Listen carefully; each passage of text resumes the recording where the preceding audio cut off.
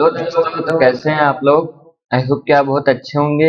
आपका बहुत बहुत स्वागत है हमारे यूट्यूब चैनल इंजीनियरिंग एक्सप्रेस पे। तो गाइस, पिछले वीडियो में हमने इक्विलिब्रियम के पीवाईक्यू करे थे और उम्मीद करता हूं कि वो सारी चीजें आपको समझ में आई होंगी। आज के वीडियो में हम क्या करने वाले हैं, आज के वीडियो में हम करेंगे फ्रिक्शन के ऊपर जितने भी पीवाईक्यू हमको प्रीवियस ईयर में पूछे गए हैं वो सारे पीवाईक्यू हम इस वीडियो के अंदर करने वाले हैं। ठीक है, तो चलिए करते हैं शुरुआत। सबसे पहले हमारे पास आता है फ्रिक्शन। तो थोड़ा तो फ्रिक्शन का आइडिया ले लेते हैं कि फ्रिक्शन होता क्या है और उसके बाद हम क्या करेंगे, इसके ऊपर क्वेश्चन करेंगे। तो फ्रिक्शन क्या होता है, फ्रिक्शन क्या करता है, मोशन को अपोज करता है। कुछ छोटी छोटी चीजें मैं आपको बता देता हूँ। ये क्या करता है, ये हमेशा आपके मोशन को क्या करता है, अपोज करता है। ठीक है, और ये हमेशा क्या लगेगा, मोशन के अपोजिट डायरेक्शन में लगेगा, क्योंकि अपोज तभी कर पाएगा जैसे मान लीजिए कि ये कोई ब्लॉक है, ये इधर मूव कर रहा है तो हमारा फ्रिक्शन किधर लगेगा, इसकी अपोजिट साइड में लगेगा। ठीक है, और इसके लिए हम दो कोएफिशिएंट डिफाइन करते हैं, एक म्यूएस डिफाइन करते हैं, एक म्यू के डिफाइन करते हैं। म्यूएस क्या होता है, हमारे पास स्टैटिक फ्रिक्शन कोएफिशिएंट, और म्यू के हमारे पास क्या होता है, काइनेटिक फ्रिक्शन कोफिशिएंट। दोनों कब कब यूज होते हैं वो आपको पता है। म्यूएस कब यूज होता है, जब बॉडी आपकी क्या स्टैटिक कंडीशन में है, और जब बॉडी काइनेटिक कंडीशन में है तो आपका क्या यूज होता है, काइनेटिक कोफिशिएंट फ्रिक्शन। ठीक है, तो अब क्वेश्चंस की शुरुआत करते हैं। तो सबसे पहला क्वेश्चन है हमारे पास, ये यहाँ पे दिया हुआ है, in attempt is made to pull a roller of weight W over a curve by applying a horizontal force as shown in figure. The coefficient of static friction between the roller and the ground is mu. Identify the correct free body diagram of the roller when the roller is just about to climb over the stage. ठीक है, तो अब यहाँ पे क्या बोला गया है कि आपका जो इसका बॉडी है, इसका हमको क्या बनाना है, फ्री बॉडी डायग्राम बनाना है, और हम क्या कर रहे हैं, एक फोर्स से इसको खींच रहे हैं, एक फोर्स से इसको क्या कर रहे हैं, खींच रहे हैं। तो हमको कैसा फ्री बॉडी डायग्राम इसका दिखेगा। ठीक है, तो सबसे पहले हम फ्री बॉडी डायग्राम बनाते हैं। तो क्या करते हैं, मैंने कई बार आपको बताया है, और अगर आपने को नहीं पता है तो दोबारा सुन लो कि जब भी हम फ्री बॉडी डायग्राम बनाते हैं तो सबसे पहले हम क्या लगाते हैं, सबसे पहले हम वेट लगाते हैं। क्या लगाते हैं, वेट लगाते हैं। ठीक है, फिर हम क्या लगाते हैं, हम नॉर्मल फोर्स लगाते हैं। ठीक है, फिर हम क्या लगाते हैं, फ्रिक्शन लगाते हैं, और फिर हम क्या लगाते हैं, टेंशन लगाते हैं। फिर हम क्या लगाते हैं, स्प्रिंग फोर्स लगाते हैं, और हमारे पास फिर क्या लगाते हैं, सपोर्ट फोर्स। ठीक है, तो यहाँ पे अगर इसका हमको फ्री बॉडी डायग्राम बनाना है तो वो कैसा दिखेगा, सबसे पहले हम क्या बनाएंगे, ये स्पेयर बनाएंगे। ठीक है, अब यहाँ पे क्या होगा, एक हमारे पास क्या लग रहा है, इसको थोड़ा अच्छा बना लेते हैं।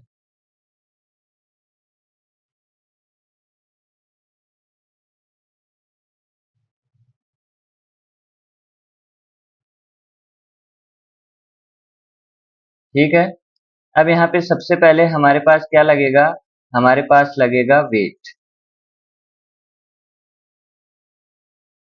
हमारे पास क्या लगेगा, वेट लगेगा, और दूसरा यहाँ पे फोर्स एफ दिया हुआ है तो वो भी हम लगा देंगे एफ।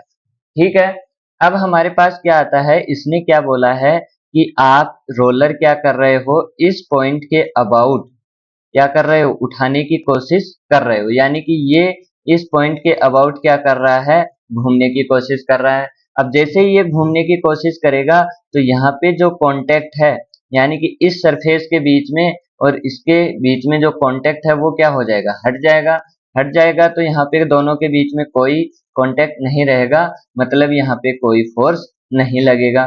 ठीक है, फिर हमारे पास यहाँ पे फोर्स लगेगा क्योंकि यहाँ पे क्या है, कांटेक्ट है, तो कांटेक्ट है तो हमारे पास क्या लगेगा, यहाँ पे एक फोर्स लगेगा, ठीक है।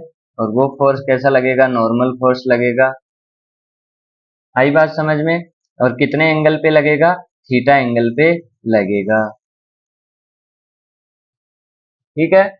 अब यहाँ पे पॉइंट कांटेक्ट है तो आपको पता है पॉइंट कांटेक्ट पे आपका क्या नहीं होता है, कोई भी फ्रिक्शन नहीं लगता है। तो सबसे पहले वेट हमने लगा दिया, नॉर्मल फोर्स हमने लगा दिया, फ्रिक्शन यहाँ पे लगेगा नहीं क्योंकि पॉइंट कांटेक्ट है, टेंशन यहाँ पे कोई रोप है नहीं इसलिए लगेगा नहीं, स्प्रिंग यहाँ पे है नहीं, कोई सपोर्ट फोर्स है नहीं, इसका मतलब हमारा क्या हो गया, फ्री बॉडी डायग्राम बन गया। तो यहाँ से फ्री बॉडी डायग्राम जब आप देखोगे तो ये तो वैसे ही सेम क्वेश्चन उसने वापस दे दिया, तो इसका तो कोई मतलब है नहीं। यहाँ पे हमारे पास क्या दे रखे हैं, यहाँ पे फ्रिक्शन दे रखा है, यहाँ पे नॉर्मल दे रखा है, लेकिन यहाँ पे तो हमारे पास क्या था, कोई टच पॉइंट था ही नहीं, तो यहाँ पे ये नहीं होगा। और यहाँ पे इसने क्या लगाया है, फ्रिक्शन लगाया है, तो यहाँ पे ये भी नहीं होगा। तो इसका करेक्ट आंसर क्या हो जाएगा, इसका करेक्ट आंसर हो जाएगा बी ऑप्शन, ठीक है। दूसरा तरीके से आप इसको कैसे देख सकते हैं कि जब भी आप क्या देखते हैं, अगर कोई बॉडी आपकी कोप्लेनर है और कोप्लेनर है और वो क्या है, इक्विलिब्रियम में है, तो वो क्या होगा, उसके सारे फोर्स क्या होंगे, एक पॉइंट से होके निकलेंगे, यानी कि वो पॉइंट क्या होंगे, वो सारे फोर्स एक पॉइंट से होके निकलेंगे। लेकिन यहाँ पे आप देख रहे हो कि ये वेट इस पॉइंट से जा रहा है, एफ इस पॉइंट से जा रहा है, N2 इस पॉइंट से जा रहा है, लेकिन आपका म्यू N2 इस पॉइंट से नहीं जा रहा, मतलब ये क्या होगा, इक्विलिब्रियम पे नहीं होगा। इसका मतलब भी ये हमारा ऑप्शन नहीं हो सकता, ठीक है। तो इसलिए हमारा आंसर क्या होगा, बी ऑप्शन हो, ठीक है। आई बात समझ में? जहाँ पे भी आपके पास एक सिंगल टच पॉइंट है तो वहां पे हमारा क्या नहीं लगता है, फ्रिक्शन नहीं लगता। ओके, अगला क्वेश्चन है, a block of mass 10 kg rest on a horizontal floor, the acceleration due to gravity हमको 9.81 दिया हुआ है, the coefficient of static friction between the floor and the block, यहाँ पे फ्लोर और ब्लॉक के बीच में हमको म्यू दिया हुआ है और वो कितना दिया हुआ है, 0.2 दिया हुआ है। ए horizontal force is 10 Newton is applied, 10 Newton का हॉरिजॉन्टल फोर्स दिया हुआ है, block 7 in figure, the magnitude of force of friction on the block यहाँ पे हमको निकालना है, ठीक है। तो सबसे पहले क्या बनाते हैं, इसका फ्री बॉडी डायग्राम बनाते हैं। तो वो कैसे बनता है, अभी अभी मैंने बताया है। सबसे पहले क्या लगाते हैं, वेट लगाते हैं। तो वेट लगाएंगे तो वेट क्या आ जाएगा, ऐसे आएगा, और वो क्या हो जाएगा, 10 इंटू 9.81, ठीक है। और यहाँ पे क्या लगेगा, नॉर्मल फोर्स लगेगा। तो नॉर्मल फोर्स कैसे लगता है, normal force equal and opposite लगेगा, उसको हमने दे दिया नेम N1 दे दिया। यहाँ पे हमारे पास फोर्स लग रहा है 10 न्यूटन का। तो यहाँ से क्या देख रहे हो कि जो भी ब्लॉक है वो किधर मूव करने की कोशिश करेगा, अगर करेगा तो वो इधर मूव करने की कोशिश करेगा। तो अगर इधर मूव करने की कोशिश करेगा तो हमारा फ्रिक्शन किधर लगेगा, इसके अपोजिट लगेगा, यानी कि हमारा एफ इधर लगेगा। तो अब हमारे पास summation F X is equal to क्या आ गया, 0, और summation F Y is equal to क्या आ गया, 0। तो F X is equal to 0 करोगे तो एफ हमारा कितना होना चाहिए, 10 न्यूटन फ्रिक्शन फोर्स, और summation F Y is equal to करोगे तो N1 कितना होना चाहिए, 98.1, ठीक है। अब हमको क्या पता है कि हमारा एफ मैक्स कितना हो सकता है, एफ मैक्स हो सकता है म्यू N1। तो उसको आप मल्टीप्लाई करोगे तो 0.2 इंटू 98.1, और वो कितना आ जाएगा, मल्टीप्लाई करो 98.1 इंटू 0.2, जब आप मल्टीप्लाई करोगे तो वो आ जाएगा 19.62,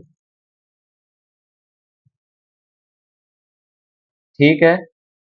अब हमको तीन कंडीशन पता है कि हमारे पास क्या है, अगर एफ हमारा लेस देन है एफ मैक्स से, तो ये कौन सी कंडीशन होती है, स्टैटिक कंडीशन, यानी कि हमारी बॉडी क्या रहेगी, स्टैटिक कंडीशन में रहेगी। अगर हमारा F क्या है, इक्वल टू एफ मैक्स है, तो हमारे पास बॉडी क्या होगी, जस्ट मोशन करने वाली ही होगी। और हमारे पास F ग्रेटर है एफ मैक्स से, तो हमारे पास क्या होगा, ये बॉडी किस में होगी, मोशन में होगी, यानी कि बॉडी क्या कर रही होगी, मूव कर रही होगी। ठीक है, अब इस वाली कंडीशन को ध्यान से समझो। ये कंडीशन क्या बोलती है कि आपका F क्या है, लेस देन है एफ मैक्स से। यानी कि हमको क्या पता है, ध्यान से देखना, ये जो ब्लॉक था इस पे क्या लग रहा था, फ्रिक्शन फोर्स लग रहा था। अब एफ मैक्स का क्या मीनिंग है कि जब आप इस पे फोर्स लगाओगे, यानी कि इसको खींचने की कोशिश करोगे, तो जो आपका फ्रिक्शन फोर्स है वो कितना फोर्स लगाएगा, मैक्सिमम 19.62, यानी कि यहाँ तक वो अपना फोर्स लगाएगा, यहाँ तक के फोर्स को वो रोक के रखेगा। मान लो यहाँ पे आपने 5 न्यूटन फोर्स लगाया, तो वो क्या कर लेगा, इसको आराम से रोक लेगा। 10 लगाया तो रोक लेगा, 15 लगाया तो रोक लेगा। लेकिन जब आप 20 न्यूटन फोर्स लगाओगे तो ये इस ब्लॉक को अब रोक नहीं पाएगा, यानी कि अब ब्लॉक क्या करने लग जाएगा, मूव करने लग जाएगा। लेकिन ये क्या करता है, ये अपने आप को एडजस्ट करता है, ये हमेशा 19.62 नहीं लगाएगा। हमने जब 5 लगाया तो ये क्या बोलेगा कि मैं अपनी एनर्जी क्यों वेस्ट करूं, अगर ये 5 लगा रहा है और मैं 5 में इसको रोक पा रहा हूं, तो मैं भी कितना लगाऊंगा, 5 ही लगाऊंगा। ये बोलेगा कि मैं, इसने 10 लगाया है तो मैं 19.62 क्यों लगाऊं, मैं भी 10 लगा के ही इसको रोक लूंगा। अगर इसने 20 लगाया है, अब ये क्या बोलेगा कि अब इसने 20 लगाया, अब मैं अपना मैक्सिमम लगा के भी इसको नहीं रोक पा रहा हूं। तो यहाँ पे हमने कितना लगाया था, सिर्फ 10 न्यूटन फोर्स लगाया था। तो इसने क्या बोला कि मैं भी 19.62 फोर्स क्यों लगाऊं, मैं अपना 10 न्यूटन फोर्स ही लगाऊंगा और इसको स्टैटिक कंडीशन में रख लूंगा। ठीक है, तो यहाँ पे इसने क्या बोला है, the magnitude of force of friction on the block is, इसने बोला है कि कितना मैग्नीट्यूड फोर्स ऑफ फ्रिक्शन लगेगा, तो यहाँ पे आंसर आएगा 10 न्यूटन। कुछ बच्चे क्या करते हैं 19.62, ये हमको नहीं करना है, क्योंकि हमने सिर्फ ब्लॉक पे 10 न्यूटन ही लगाया है और फ्रिक्शन हमारा 10 न्यूटन लगा सकता है। तो वो क्या बोला कि मैं 10 ही लगाऊंगा, मैं 19 नहीं लगाऊंगा, क्योंकि फिर मेरी एनर्जी क्या होगी, वेस्ट होगी। ठीक है, तो वो 19 ना लगा के कितना लगाएगा, सिर्फ 10 न्यूटन फोर्स लगाएगा। ओके, अब देखते हैं अगला क्वेश्चन। अगला क्वेश्चन क्या बोल रहा है, a block of mass m rest on incline plane and is attached by a string on to the wall as shown in the figure. The coefficient of static friction between the plane and the block, यानी कि mu हमको कितना दिया हुआ है, 0.25। The string can withstand A maximum force of 20 Newton, यानी कि ये जो स्ट्रिंग है ये कितना टेंशन, यानी कि मैक्सिमम 20 न्यूटन फोर्स को क्या कर सकती है, सहन कर सकती है। The maximum value of mass for which the string will not break and the block will be in static equilibrium, kg में हमको फाइंड करना है।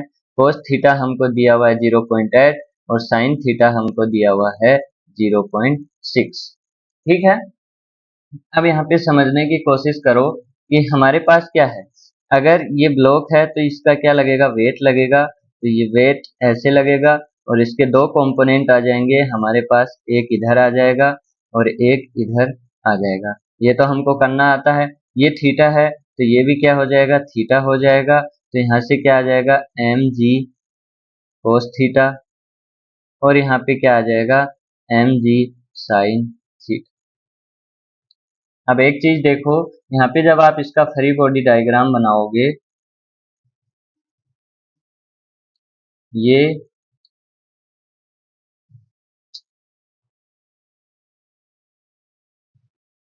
ये हो जाएगा एम जी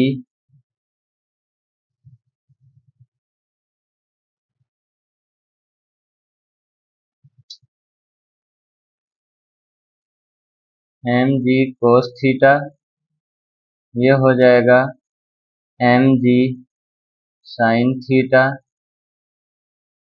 ये हो जाएगा T टेंशन, ठीक है, और यहाँ पे नॉर्मल फोर्स लग जाएगा, वो हो जाएगा N1। और यहाँ पे क्या बोला है, the maximum value of mass M will string not break, यानी कि अगर आप सोचो कि स्ट्रिंग ब्रेक हो गई, जैसे ही स्ट्रिंग ब्रेक होगी वो क्या होगा, हमारा मैक्सिमम पॉइंट होगा, ठीक है। इसने पूछा क्या है, the maximum value mass for which the string will not break, इसने क्या पूछा है, विल नॉट ब्रेक, यानी कि मान लीजिए हमारा आंसर आया 2 kg, अगर हम यहाँ पे 2 kg मास लगा देते हैं तो 2 kg मास लगाने पे ये क्या हो रहा है, मान लीजिए जस्ट टूट रहा है, एकदम जस्ट टूट रहा है, तो यहाँ पे 2 kg से 1 ग्राम भी कम हमने लगा दिया तो वो वेट क्या हो जाएगा, मैक्सिमम वेट हो जाएगा, जहाँ पे हमारी क्या नहीं टूटेगी, स्ट्रिंग नहीं टूटेगी। समझ रहे हो बात को।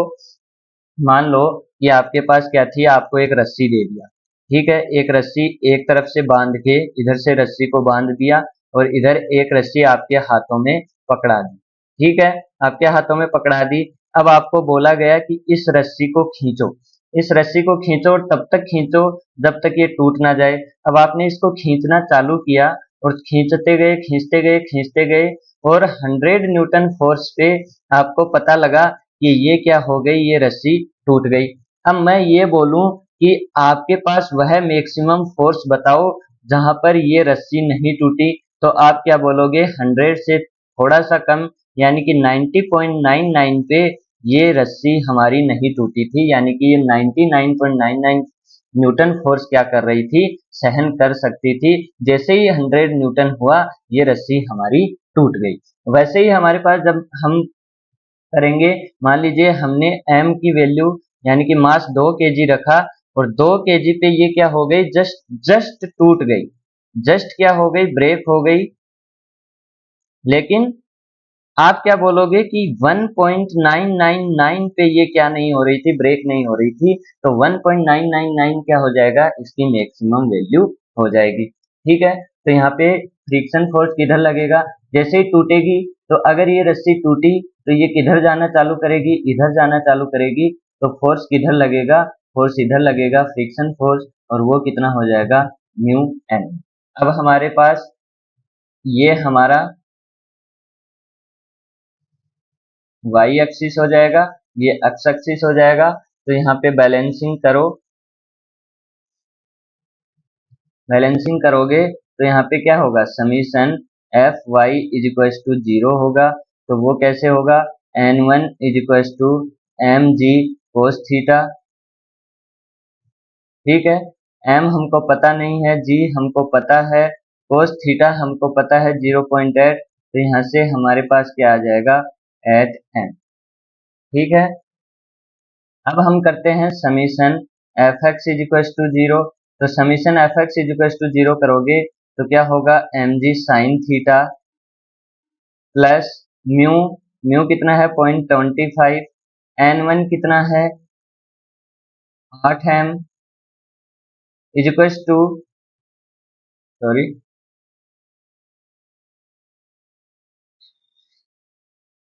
Equals to plus 20 newton. इतना मैक्सिमम हमारी स्ट्रिंग फोर्स सहन कर सकती है वो है 20 न्यूटन। तो यहाँ से क्या हो जाएगा, साइन थीटा की वैल्यू दी हुई है 6, तो 6m इक्वल्स टू 0.25 इंटू 8 कितना होता है,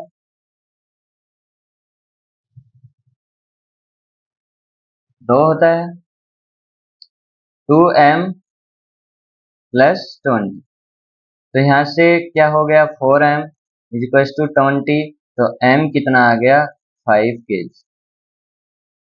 ठीक है, m कितना आ गया 5 kg। तो ये हो गया हमारे पास हमारा मैक्सिमम m।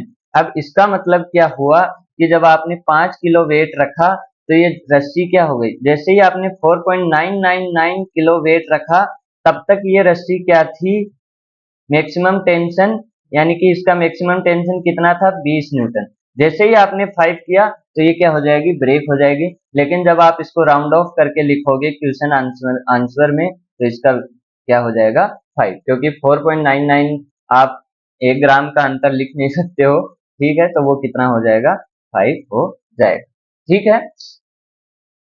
अब देखते हैं अगला क्वेश्चन। क्वेश्चन क्या बोल रहा है, ए वार्डरोब मास 100 kg, यानी कि इसका वेट हमको दिया हुआ है 100 kg, हाइट 4 मीटर है, विड्थ 2 मीटर है, डेप्थ 1 मीटर है, symmetric about Y axis, stands on a rough level floor as shown in the figure, a force P applied is mid height on the verb, यानी कि ये mid height पे हमको दिया हुआ है। अब ऐसी लैंग्वेज हमको समझना बहुत जरूरी होती है, क्योंकि हम जल्दबाजी में ऐसी चीजों को नहीं पढ़ते हैं। यहाँ पे कहाँ पे लगा हुआ है, ये मिड हाइट पे लगा हुआ है। On the so edge to tip is about point Q. अब यहाँ पे हमको पॉइंट क्यू मैंने लिखा नहीं है, यहाँ पे क्यू दिया हुआ है। ये टिप करता है क्यू के about. What are the minimum value of the force in newton and the static coefficient of friction mu between the floor and the respectively. हमको क्या बताना है, हमको म्यू की वैल्यू बतानी है, और हमको क्या बताना है, हमको पी की वैल्यू भी बतानी। ठीक है, पी और म्यू दोनों की वैल्यू हमको बतानी है। अब यहाँ पे देखो, जब आप इसका फ्री बॉडी डायग्राम बनाओगे, तो अगर नॉर्मल केस में हम फ्री बॉडी डायग्राम बनाते हैं तो क्या लिखते हैं, सबसे पहले वेट लिखते हैं। ठीक है, यहाँ पे फोर्स दिया हुआ है, वो फोर्स लगा लेते हैं। फिर हम क्या लिखते हैं, नॉर्मल फोर्स लिखते हैं, और फिर हम क्या लिखते हैं, फ्रिक्शन फोर्स लिखते हैं। तो ये हमारा नॉर्मल क्या होता है, फ्री बॉडी डायग्राम होता है। लेकिन यहाँ पे क्या बोला गया है, यहाँ पे बोला गया है कि जो है आपका क्या कर रहा है, टिपिंग कर रहा है, किसके अबाउट, क्यों के अबाउट। तो टिपिंग क्या होती है कि ये जो ब्लॉक है इस पॉइंट के अबाउट रोटेट कर रहा है। तो जैसे ही ये मान लीजिए कि रोटेट करने की कंडीशन में आता है, तो ये क्या होगा, जस्ट यहाँ से कांटेक्ट छोड़ देगा और इसका सरफेस क्या हो जाएगा, ऐसा कुछ हो जाएगा। समझ रहे हो आप, ऐसा कुछ हो जाएगा, यानी कि ये इससे कांटेक्ट, अपना कांटेक्ट क्या कर देगा, इस पॉइंट के अबाउट छोड़ देगा। तो यहाँ से जब आप इसका फ्री बॉडी डायग्राम बनाओगे तो कैसा बनेगा, ये यहाँ पे क्या हो जाएगा, इसका वेट हो जाएगा। यहाँ पे क्या हो जाएगा, इसका N1 हो जाएगा। यहाँ पे क्या हो जाएगा, इसका फ्रिक्शन फोर्स हो जाएगा, यानी कि म्यू एस N1 हो जाएगा। और सॉरी, यहाँ से इसका क्या हो जाएगा, पी फोर्स हो जाएगा। ठीक है, अब यहाँ पे हमको क्या निकालना है, रिलेशन निकालना है। तो हमको W पता है, तो यहाँ से अगर Q के अबाउट हम मोमेंट ले लें, यानी कि summation M Q is equal to 0 कर दें, तो क्या हो जाएगा, ये दोनों फोर्स का वैल्यू क्या आ जाएगा, mu S N1 into 0 plus N1 into 0 plus P into height कितनी है 2 मीटर, माइनस ये क्लॉकवाइज है तो पॉजिटिव ले लिया, W इंटू 1, क्योंकि ये बीच में लगा, एंटी क्लॉकवाइज है तो नेगेटिव ले लिया, इक्वल्स टू 0। तो यहाँ पे क्या हो जाएगा, 2P is equals to W, और P क्या हो जाएगा, W/2, और W कितना दिया हुआ था 100 kg, और G 10 है, तो ये क्या हो जाएगा 1000/2, और ये कितना हो जाएगा 500। यहाँ पे 9.8 लिया है, तो क्या होगा,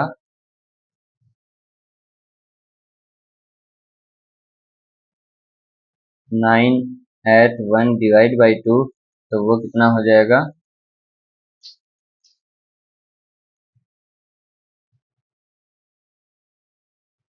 490.5। ठीक है,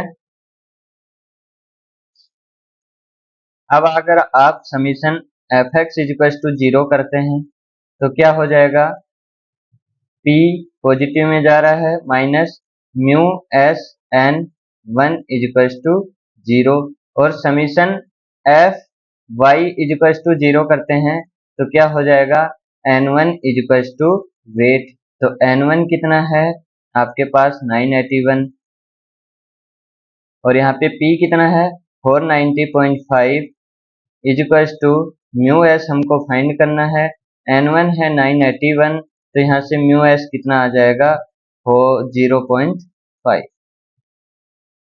ठीक है, तो यहाँ से हमारे पास दोनों वैल्यूज आ गई। यहाँ पे हमारा ऑप्शन क्या हो जाएगा, ए ऑप्शन करेक्ट ऑप्शन हो जाएगा, 490 एंड 0.5। 5। ठीक है, अगला क्वेश्चन क्या बोल रहा है, a block weight 981 newton is resting on a horizontal surface, the coefficient of friction between the block and the horizontal surface is mu 0.2, a vertical cable attached to the block provides partial support as shown. A man can pull horizontal with a force of 100 Newton. What will the tension T in the cable if the man is just able to move the block to the right? ठीक है, तो यहाँ पे इसका free body diagram कैसे बनेगा वो बनाओ।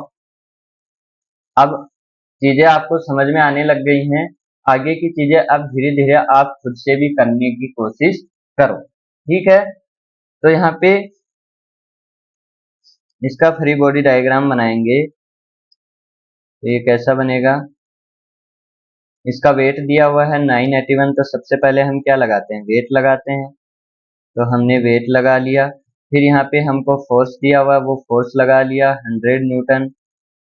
फिर हमको क्या दिया हुआ, टी दिया हुआ, तो हमने टी लगा लिया। हमको क्या लगाना पड़ता है, नॉर्मल फोर्स लगाना पड़ता है, तो हमने नॉर्मल फोर्स लगा लिया। और हमको क्या लगाना है, फ्रिक्शन फोर्स, तो हमने फ्रिक्शन फोर्स लगा लिया, क्योंकि अगर राइट में मोशन करना है तो आपका फ्रिक्शन किधर लगेगा, लेफ्ट में लगेगा। ठीक है, अब सिंपल है, कुछ नहीं करना है, summation F X is equal to 0 कर दो और summation F Y is equal to 0 कर दो, हमको जो चाहिए वो आ जाएगा। तो समीशन एफ एक्स 0 करोगे तो क्या होगा, 100 इज इक्वल टू एफ, और एफ क्या होगा, म्यू एस एन। ठीक है, यही होगा म्यू एन वन। और यहाँ पे समीशन एफ वाई करोगे तो T plus N one is equal to क्या हो जाएगा, वेट हो जाएगा।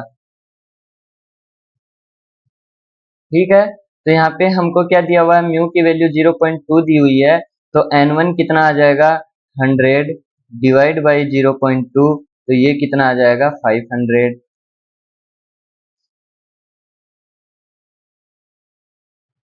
और जब यहाँ पे t प्लस 500 रखोगे और वेट की वैल्यू हमारे पास दी हुई है कितनी, वेट हमको दिया हुआ है 981,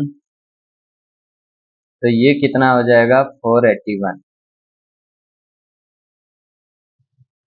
ठीक है, तो कितना सिंपल क्वेश्चन है, और ये क्वेश्चन भी पीवाईक्यू क्वेश्चन है। अब आप सोच लो कि ज्यादा हमको कुछ करना ही नहीं है, बस थोड़ा सा पेशेंस और थोड़ा सा हमको दिमाग लगाना है। ठीक है, अगला क्वेश्चन क्या बोल रहा है, अब जो आगे के दोनों क्वेश्चन है, ये वाला क्वेश्चन और ये वाला क्वेश्चन और ये वाला क्वेश्चन, ये तीनों क्वेश्चन अच्छे क्वेश्चन है। अब आपको थोड़ा अटेंटिव रहना है, अगर आप यहाँ तक क्लास को देखने पहुंचे हैं तो ये तीनों क्वेश्चन आपको देखने बहुत जरूरी है, क्योंकि यहाँ से आपको अच्छी खासी कॉन्सेप्ट क्लियरिटी होगी। ठीक है, तो यहाँ पे क्या बोला गया है, a block of negligible mass rest on a surface that is inclined at 30 degree to the horizontal plane as shown in the figure, when a vertical force 900 Newton and a horizontal force 750 Newton are applied, the block is just about to slide. The coefficient of static friction between the block and the surface is, यानी कि हमको क्या पूछा गया है, हमको mu का value पूछा गया है। तो सबसे पहले हमको कुछ नहीं करना है, हमको सिर्फ एक चीज आती है, और वो हमको क्या आता है, फ्री बॉडी डायग्राम बनाना। इसके अलावा हमको कुछ नहीं आता है, तो वो हम अच्छे से बना लेंगे। उसमें तो हमने क्या कर रखी है, पीएचडी कर रखी है, और अपनी पीएचडी का इस्तेमाल करके यहाँ पे हम क्या बना देंगे, फ्री बॉडी डायग्राम बना। तो यहाँ पे हमारे पास कितना है, 900 न्यूटन है, यहाँ पे हमारे पास कितना है, 750 न्यूटन है, और यहाँ पे हमारे पास नॉर्मल फोर्स लगेगा। ठीक है, इसका वेट नहीं है, वेट कुछ भी नहीं है, और यहाँ पे हमारे पास क्या लगेगा, नॉर्मल फोर्स लगेगा। तो वो नॉर्मल फोर्स किधर लगेगा, नॉर्मल फोर्स क्यों लगेगा, क्योंकि इधर फोर्स लग रहा है और इधर भी फोर्स लग रहा है। तो ये नॉर्मल फोर्स हमेशा क्या लगता है, सरफेस के परपेंडिकुलर लगता है, तो ये क्या होगा, 90 डिग्री एंगल होगा। और यहाँ से जब आप इसको देखोगे तो ये एंगल अगर 30 डिग्री एंगल है, तो यहाँ से जब आप देखो, ऐसे बनाओ, ये दोनों लाइन पैरेलल हैं, ठीक है। और यहाँ पे ये एंगल 30 है, तो ये एंगल भी कितना होगा, 30 होगा। और ये एंगल 30 है, तो ये दोनों 90 हैं, तो ये कितना होगा, 60 होगा। और ये कितना होगा, 30 होगा। नहीं समझ में आया? देखो, ये लाइन है, ये लाइन है, ये लाइन, ये एंगल कितना है, 30 डिग्री है, तो ये एंगल भी कितना होगा, 30 होगा। अब यहाँ पे मैंने एक परपेंडिकुलर ड्रॉ कर दिया, ठीक है। तो ये एंगल टोटल 90 है, तो ये एंगल कितना होगा, ये एंगल 60 होगा। और ये एंगल 60 होगा, तो मैंने यहाँ पे क्या किया है, एक फोर्स बनाया है। और वो फोर्स क्या है, इस लाइन के परपेंडिकुलर है, यानी कि यहाँ से वो परपेंडिकुलर है, तो यहाँ पे भी क्या होगा, ये एंगल 30 डिग्री होगा। फिर भी नहीं समझ में आया, एक बार फिर समझ लो, क्योंकि ये एंगल समझना ही थोड़ा मुश्किल है, बाकी सब चीजें आप कर सकते हो। ये लाइन है, ये वाली, ठीक है। और ये वाली लाइन है, ये वाली। और ये वाली लाइन है, ये वाली, ठीक है। अब यहाँ पे एंगल कितना बन रहा है, 30 डिग्री, तो ये एंगल भी कितना बनेगा, 30 डिग्री बनेगा। अब मैंने यहाँ पे इस लाइन के परपेंडिकुलर एक लाइन ड्रॉ कर दी, तो ये एंगल कितना हो जाएगा, ये टोटल 90 है, तो ये एंगल 60 हो जाएगा, ठीक है। अब मैंने क्या किया, इस लाइन के परपेंडिकुलर एक फोर्स बना दिया, यानी कि ये बना दिया। अब क्या होगा, ये एंगल ये एंगल क्या होगा, इतना 90 डिग्री होगा, तो ये 60 है, तो ये कितना हो जाएगा, 30 हो जाएगा। तो यहाँ पे ये वाला एंगल कितना हो जाएगा, 30 हो जाएगा। और यहाँ पे ये वाला, अगर इस लाइन पे ये क्या है, परपेंडिकुलर है, तो ये एंगल कितना हो जाएगा, 60 डिग्री हो जाएगा, ठीक है। और इसको हम क्या नाम दे देते हैं, N1। अब जब आप क्या कर रहे हो, इसको इधर से धक्का लगा रहे हो और इधर से फोर्स लगा रहे हो, तो ये ब्लॉक क्या करना चालू करेगा, नीचे तो आना नहीं चाहेगा, ये क्या करना करेगा, इधर मूव करने की कोशिश करेगा। अगर करेगा तो ये इधर मूव करने की कोशिश करेगा, तो इस पे फ्रिक्शन फोर्स किधर लगेगा, इधर लगेगा। तो यहाँ पे फ्रिक्शन फोर्स किधर लगेगा, इधर लगने की कोशिश करेगा, ठीक है। तो यहाँ पे अब इसका क्या बना लेते हैं, इसके कंपोनेंट कर लेते हैं। और कंपोनेंट करने के बाद हमारे पास सारी चीजें आ जाएंगी। तो यहाँ पे एक बार फिर से देखो इसको, अब कुछ नहीं बचा है, क्वेश्चन में जो करना था वो तो हमने कर लिया।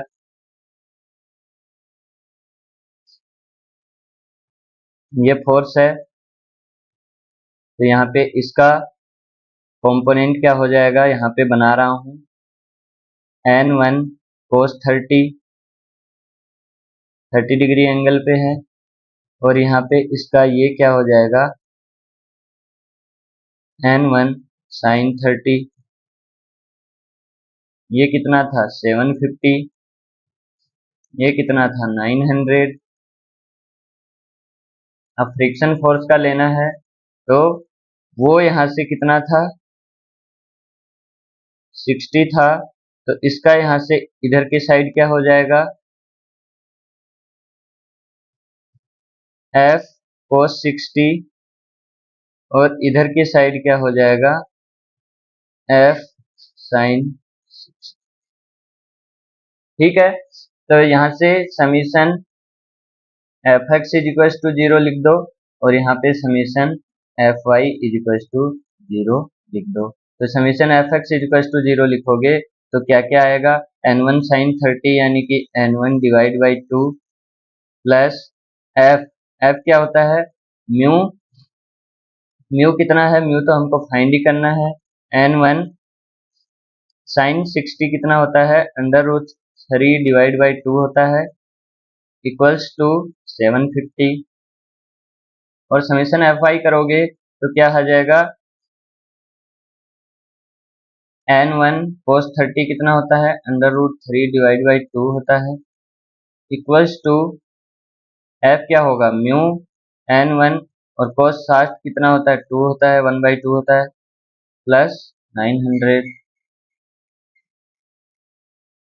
ठीक है, तो यहां से क्या आ जाएगा, n1 plus √3 mu n1 equals to 1500। यहाँ से क्या आ जाएगा, n1 √3 minus mu n1 equals to 1800। ठीक है, तो यहाँ से ये इक्वेशन फर्स्ट है, ये इक्वेशन सेकंड है, दोनों का डिवाइड कर दो, first equation divide by second equation. तो यहाँ से क्या होगा, n1 हमने कॉमन ले लिया, 1 plus mu √3 equals to 1500 divide by n1 हमने कॉमन ले लिया, √3 माइनस म्यू इक्वल्स टू कितना है 800। ठीक है, तो यहाँ से ये हो गया, ये हो गया, ये हो गया, 5 3 15, 6 3 18 और ये कट गया, ये कितना हुआ 6 plus 6 √3 mu is equals to 5 √3 minus 5 mu. तो यहाँ से क्या आ जाएगा, 6 √3 plus 5 mu minus is equals to 5 √3 minus 6। और यहाँ से आंसर कितना आ जाएगा,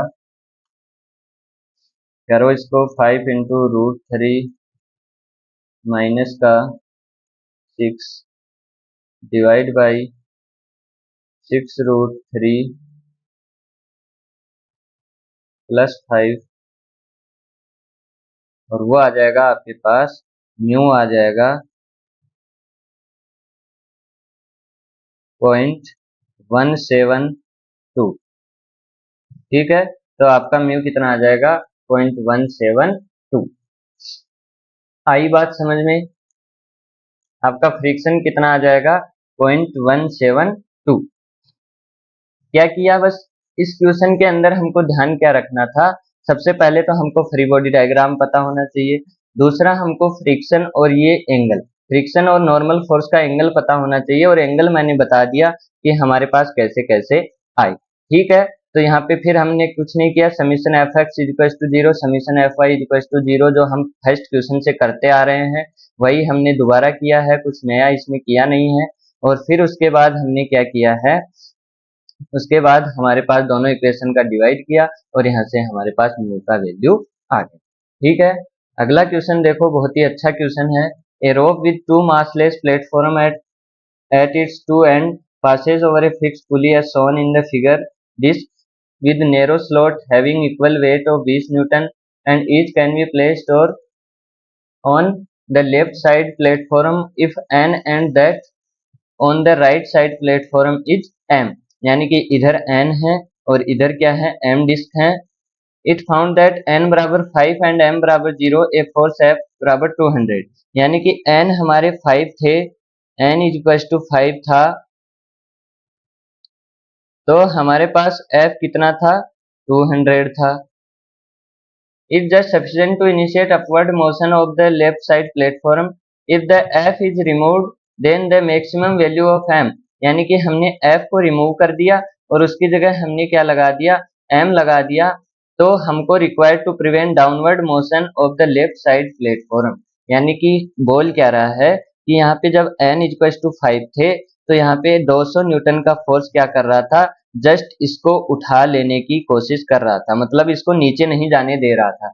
अब हमको क्या करना है, हमको F हटा के m डिस्क लगानी है।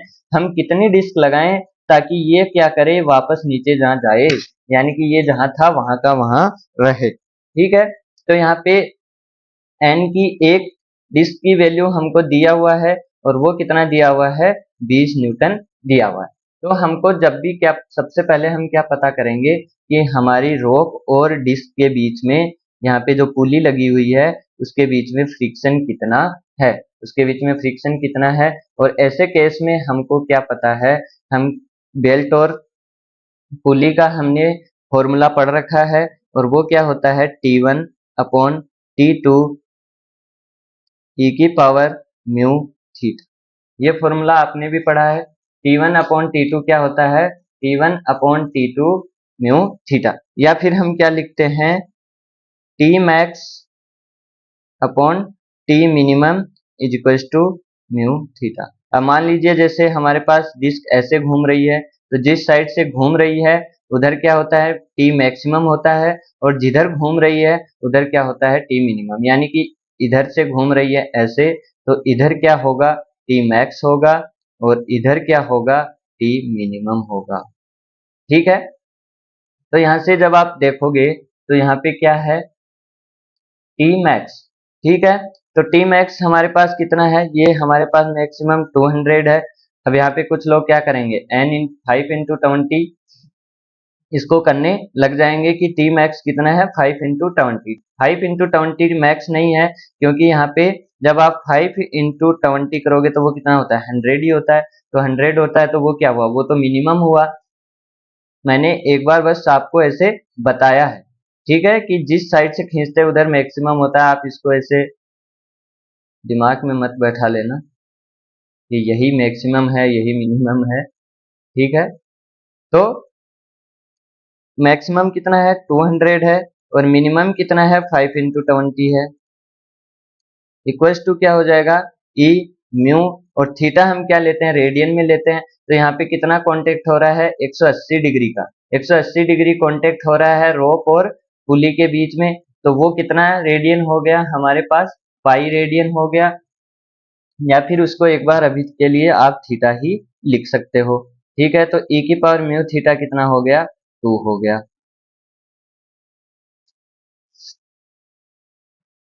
आ रही है बात समझ में। तो ये फर्स्ट पुली के लिए हमारा ये इक्वेशन आ गया। अब सेकंड पुली के लिए लिखोगे तो क्या लिखेंगे, T max upon T minimum equals to क्या होगा, ई की पावर म्यू थीटा। और ई की पावर म्यू थीटा यहाँ पे भी सेम एंगल है 180 डिग्री का, और वही रोप वही पुली है। तो यहाँ पे क्या आई है, ई की पावर म्यू थीटा की वैल्यू हमारे पास 2 आई है। अब हमको क्या बताना है कि हमको एम कितना रखना पड़े ताकि ये नीचे ना जा सके। तो हमको क्या पता है, मैक्सिमम हमारा कितना हो जाएगा, 5 इंटू 20, क्योंकि हमको तो 100 न्यूटन को ही होल्ड करना है, सिर्फ पांच पांच डिस्क को ही होल्ड करना है। अपॉन टी मिनिमम कितना हो जाएगा, m इंटू 20। हमने m डिस्क लगाई 20 न्यूटन की, और वो किसके बराबर हो जाएगा, 2 के बराबर हो जाएगा। तो यहाँ से हमारे पास क्या आ जाएगा, 100 इक्वल्स टू 40m, और m हमारे पास क्या हो जाएगा, 100 डिवाइड बाई 40। तो यहाँ से जब आप डिवाइड करोगे 4 दूनी 8 और 2.5 के आसपास आएगा, और वो कितना हो जाएगा, सॉरी 2.5। ठीक है, अब 2.5 हाफ जैसी कोई डिस्क नहीं होती, तो यहाँ पे हमारा आंसर कितना हो जाएगा, 3 डिस्क। ठीक है, क्योंकि 2.5 से कम लगाओगे, 2 लगाओगे तो वो क्या कर जाएगा, नीचे गिरने लग जाएगा। लेकिन अगर उसको हमको होल्ड करके रखना है तो हम 2.5 लगाएंगे, लेकिन 2.5 कोई डिस्क है नहीं, तो हमको क्या लगानी पड़ेगी, पूरी डिस्क लगानी पड़ेगी। तो हमारे पास कितनी डिस्क लगेंगी, 3 डिस्क। तो यहाँ पे हमारे पास कितनी आएंगी, 3 डिस्क आएंगी। आ रही ये बात समझ में। हमने किया क्या है, एक यहाँ पे अलग से समझो कि यहाँ पे क्या हो रहा था, ये पुली है, ये हमारे पास क्या हो रहा है, इसके ऊपर से ये रोप जा रही है। अब यहाँ पे हमने क्या लगा रखा था, मान लीजिए 5 लगा रखी थी, 5 इंटू 20 यानी कि 100 न्यूटन की हमने क्या लगा रखी थी, यहाँ पे डिस्क लगा रखी थी, 100 न्यूटन की डिस्क लगा रखी थी। और यहाँ पे ये वाला 100 न्यूटन प्लस में ये वाला यहाँ पे क्या लग रहा था, फ्रिक्शन फोर्स लग रहा था। फ्रिक्शन फोर्स लग रहा था। अगर हमको इस पुली को इधर घुमाना है तो फ्रिक्शन फोर्स क्या लगेगा, अपोजिट लगेगा, यानी इधर लगेगा। तो इस फ्रिक्शन को प्लस इस वेट को होल्ड करने के लिए हमको कितना फोर्स लगाना पड़ रहा था, 200 न्यूटन फोर्स लगाना पड़ रहा था। यानी कि जब हम 200 न्यूटन फोर्स लगा रहे थे तो हमारा ये वेट और ये हमारा क्या हो रहा है, फ्रिक्शन दोनों क्या हो रहे थे, बैलेंस हो रहे थे। अब उसने क्या बोला है कि हम ये क्या कर रहा था, इसको उठाने की कोशिश कर रहा था। यहाँ पे देखो क्या लिखा हुआ है, just sufficient to initiate upward motion. ये इसको अपवर्ड मोशन करने के लिए क्या कर रहा था, कोशिश कर रहा था। ठीक है, लेकिन यहाँ पे क्या बोला गया है, if F is remove then minimum value of M required to prevent downward motion. अब ये क्या बोल रहा है, ध्यान से समझो इस चीज को, कि ये बोल रहा है कि ये वाला जो लगे हुए थे, ये वेट था, हमने एफ हटा दिया, यहाँ पे तो क्या लगा हुआ था, वही 100 न्यूटन लगा हुआ था, लेकिन इसको हमको डाउनवर्ड जाना। अगर ये डाउनवर्ड जाएगा तो ये इधर मोशन करेगा और इस पे फ्रिक्शन किधर लगेगा, इधर लगेगा। अब क्या हो रहा है, अब आपका इस वाली साइड को क्या कर रहा है, फ्रिक्शन सपोर्ट कर रहा है। तो यहाँ पे मान लीजिए कि हमको एफ फोर्स लगाना है, तो एफ प्लस फ्रिक्शन हमारा कितना होना चाहिए, 100 होना चाहिए। आ रही है बात समझ में? इसलिए हमारी सिर्फ 3 डिस्क ने ही क्या कर लिया, होल्ड कर लिया। कुछ लोगों को ये डाउट आया है कि यहाँ पे तो हम क्या कर रहे थे, 100 न्यूटन को होल्ड करने के लिए 200 न्यूटन लगा रहे थे, लेकिन 3 इंटू अगर हम 20 करेंगे तो वो तो क्या होता है, 60 होता है। तीन डिस्क के 3 इंटू 20 कितना होता है, 60 होता है। तो ये 60 100 को कैसे होल्ड कर लेगा, तो ये ऐसे होल्ड कर लेगा, क्योंकि यहाँ पे क्या था, फ्रिक्शन किसको सपोर्ट कर रहा था, इस 100 न्यूटन को सपोर्ट कर रहा था, लेकिन यहाँ पे फ्रिक्शन किसको सपोर्ट कर रहा है, इस वाली साइड को, यानी कि एम डिस्क वाली साइड को सपोर्ट कर रहा है। इसलिए हमको कम डिस्क की रिक्वायरमेंट है। ट्यूशन में ही अगले ने 2 बातें कही है, एक में उसने अपवर्ड पूछा, अपवर्ड बोला है, और एक में उसने डाउनवर्ड बोला है। इसलिए ये क्वेश्चन क्या है, बहुत इंपॉर्टेंट है। ठीक है, अब जो लोग पहले छोड़ के चले गए उनका नुकसान, और जो अब आए हैं उनका फायदा ही फायदा। ठीक है, तो यहाँ पे हमको ये 2 चीज है, ये वाली चीज समझना बहुत ही जरूरी है कि हमारा यहाँ पे क्या हो रहा है, ये फ्रिक्शन फोर्स इसको सपोर्ट कर रहा है, क्योंकि क्यों कर रहा है, क्योंकि ये इधर मूव करने की कोशिश कर रहा है, तो फ्रिक्शन हमेशा उल्टा लगता है, तो उल्टा लगेगा तो ये इस वाली को क्या करेगा, सपोर्ट करेगा। लेकिन यहाँ पे क्या बोला है कि हमको इसको नीचे जाने से रोकना है। अगर ये नीचे जाता तो ये इधर मूव करता, और इधर मूव करता तो फ्रिक्शन इस पे इधर लगता, और इधर लगता तो ये क्या कर रहा है, एम वाली साइड को सपोर्ट कर रहा है। ठीक है, आई बात समझ में? अब देखो अगला क्वेश्चन। अगला क्वेश्चन क्या बोलता है, two rigid massless rods PR and QR are joined at frictionless pin joint are resting on ground at P and Q respectively as shown in the figure. A vertical force F is acts on a pin R as shown when the included angle theta less 90 degree. The rods remains at static equilibrium due to Coulomb friction between the rods and ground and location P and Q. At theta 90 degree impending slip occurs simultaneously at point P and Q. Then the ratio of coefficient of friction हमको mu Q और mu P का ratio बताना। ठीक है, तो यहाँ पे जब आप फ्री बॉडी डायग्राम बनाओगे, तो फ्री बॉडी डायग्राम सबसे पहले हमको तो आता ही वही है, और तो हमको कुछ आता ही नहीं है कि नहीं। और वो हमारा फिगर ऐसा बनता है कि देखने वाला हंस हंस के लोटपोट हो जाए, और इसलिए हम क्या करेंगे, ऐसा नहीं बनाएंगे, इसको ऐसा बनाएंगे कि हम पे कोई हंस ना पाए। अब हंस के दिखाओ।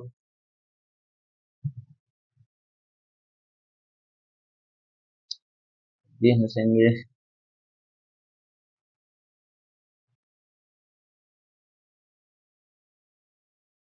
अब नहीं हंस पाएंगे।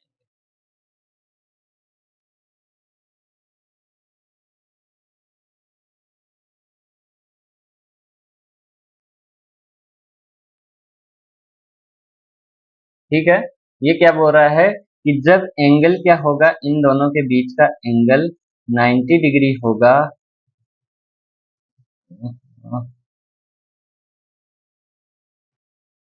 जब दोनों के बीच का एंगल क्या होगा, 90 डिग्री होगा, तो ये क्या करना चालू कर रही है, स्लिप करना चालू कर रही है। ठीक है, तो जब यहाँ पे आप क्या बनाओगे, फ्री बॉडी डायग्राम बनाओगे, तो यहाँ पे एक फोर्स क्या लग रहा है, फोर्स एफ लग रहा है। ठीक है, और यहाँ पे हमारे पास क्या लगेगा, नॉर्मल फोर्स लगेगा, यहाँ पे हमारे पास नॉर्मल फोर्स लगेगा। अब ये मूव करना चालू करेगी, तो अगर यहाँ पे आप फोर्स लगा रहे हो तो ये बीम इधर जाने की कोशिश करेगी और ये बीम इधर जाने की कोशिश करेगी, तो फ्रिक्शन फोर्स किधर लगेगा, इधर लगेगा, और एक पे किधर लगेगा, इधर लगेगा। आ रही है बात समझ में? यहाँ पे अगर फ्रिक्शन फोर्स लगेगा तो ये मान लो Q पॉइंट है, तो यहाँ से NQ नॉर्मल फोर्स, और यहाँ पे क्या P पॉइंट है तो NP नॉर्मल फोर्स, तो यहाँ पे क्या हो जाएगा म्यू P NP, और यहाँ पे फ्रिक्शन फोर्स क्या हो जाएगा म्यू Q NQ। ठीक है, और यहाँ पे हमारे पास डाटा गिवन है क्या क्या, ये 5 m है और ये 12 मीटर है। तो यहाँ पे अगर ये वाला 90 डिग्री एंगल है, ये 12 मीटर है, ये 5 मीटर है, तो यहाँ पे ये वाला कितना हो जाएगा 13 मीटर। तो यहाँ से आप क्या निकाल सकते हो, ये एंगल निकाल सकते हो, और ये एंगल कैसे निकल जाएगा, ये एंगल निकल जाएगा आपके पास टेन थीटा, ये हो जाएगा। तो थीटा क्या हो जाएगा, टेन इनवर्स निकालो, टेन इनवर्स 12 डिवाइड बाई 5, ये हो जाएगा 67। तो थीटा कितना हो जाएगा 67.38, और ये वाला एंगल अल्फा मान लो, तो अल्फा कितना हो जाएगा 90 माइनस 67.38, वो कितना हो जाएगा 72.6। ठीक है, अब यहाँ से आप क्या ले लो इसका, अगर मोमेंट ले लो, तो यहाँ से अगर हम मोमेंट ले लें तो क्या आ जाएगा, एफ की वैल्यू हमको दिया हुआ नहीं है। ठीक है, तो यहाँ पे हम क्या कर लेते हैं, तीन चीजें कर लेंगे, summation F X is equal to 0, summation F Y is equal to 0, और summation M P is equal to 0। ठीक है, तो summation F X is equal to 0 करोगे तो क्या आएगा mu P N P is equal to mu Q N Q, और हमको क्या निकालना है mu Q upon mu P, तो यहाँ से हमारे पास क्या आ जाएगा एन पी अपॉन एन, यानी कि एन पी और एन क्यू का रेशियो आ जाए तो हमारे पास इनके फ्रिक्शंस का रेशियो भी आ जाएगा। Summation F Y is equal to 0 करोगे तो क्या होगा F is equal to N P plus N Q, और समीशन एम पी 0 करोगे तो यहाँ से ये वाले दोनों पॉइंट का क्या हो जाएगा 0 हो जाएगा, यानी कि mu P N P into 0 plus N P into 0 plus F into, ये थीटा कितना है 67.38, तो यहाँ पे cos थीटा लोगे तो ये वाली डिस्टेंस आ जाएगी, इधर से ये जाएगा फोर्स, तो यहाँ से ये वाली डिस्टेंस आ जाएगी, और वो कितनी हो जाएगी 5 cos थीटा, तो 5 cos 67.38 minus mu plus mu Q N Q is equal to into 0, ये भी उसी पॉइंट से जा रहा है, minus N Q into 13 equals to 0। तो यहाँ से एन क्यू कितना आ जाएगा, एन क्यू आ जाएगा एफ इंटू 5 कोस 67 कितना होता है 5 इंटू कोस 67.38, वो होता है आपके पास 1.92, डिवाइड बाई 13 करोगे तो आ जाएगा 0.147 एफ। ठीक है, तो यहाँ से एन क्यू की वैल्यू आ गई तो एन पी भी आ जाएगा, एन पी कितना आ जाएगा एफ माइनस एन क्यू, और एफ माइनस 0.147 एफ, और वो कितना हो जाएगा 0.853 एफ। ठीक है, तो यहाँ से N P upon N Q लिख दो,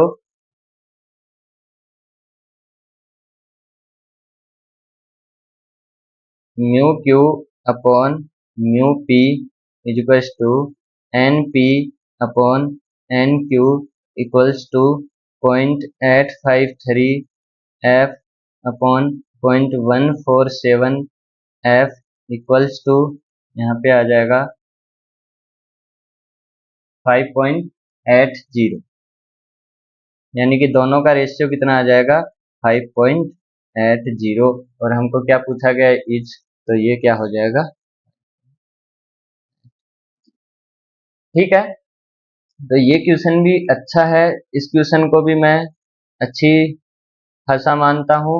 और ये वाला क्वेश्चन तो एक्सट्रीमली इम्पोर्टेंट है, बहुत ही अच्छा यहाँ पे कॉन्सेप्ट यूज हुआ है। अगर आप इन दोनों क्वेश्चन को दोबारा करने की मैं सजेशन देता हूँ, क्योंकि यहाँ पे भी लगभग बच्चे क्या नहीं कर पाते हैं, फ्री बॉडी डायग्राम नहीं बना पाते हैं। मैंने बनाया है, आपको आसान लग रहा होगा, लेकिन डायमेंशन निकालना, थीटा निकालना और इसका फ्री बॉडी डायग्राम बनाना इतना आसान काम नहीं होता है, ठीक है। तो थोड़ी क्वेश्चंस की लैंग्वेज, थोड़ी ऊपर वाले क्वेश्चन ठीक ठाक क्वेश्चन थे, लेकिन नीचे वाले जो तीनों क्वेश्चन हैं वो बहुत ही इंपॉर्टेंट क्वेश्चन हैं। तो इन क्वेश्चंस को अच्छे से ध्यान से करना है, ठीक है। आज के लिए इतना ही रखते हैं। आपके फ्रिक्शंस के सारे क्वेश्चन हो चुके हैं, जो भी पिछले कई सालों में आए हैं, जो बहुत ही घटिया क्वेश्चन थे, मतलब आप उसको देख के भी कर सकते हो, कोई भी कर सकता है, वो 1 या 2 क्वेश्चन मैंने छोड़ दिए, क्योंकि उन पे कोई टाइम वेस्ट करने का कोई मतलब नहीं है, क्योंकि वो बहुत ही आसान क्वेश्चन है। अगर ये क्वेश्चन आप कर पा रहे हो तो वो क्वेश्चन आप अच्छे से कर लो, ठीक है। तो आज के लिए इतना ही रखते हैं, मिलते हैं अगले वीडियो में। तब तक के लिए हंसते रहो, पढ़ते रहो, मुस्कुराते रहो, खेलते रहो, भगवान को याद करते रहो, दूसरों का भला करते रहो। मिलते हैं अगले वीडियो में, तब तक के लिए जय हिंद, जय भारत।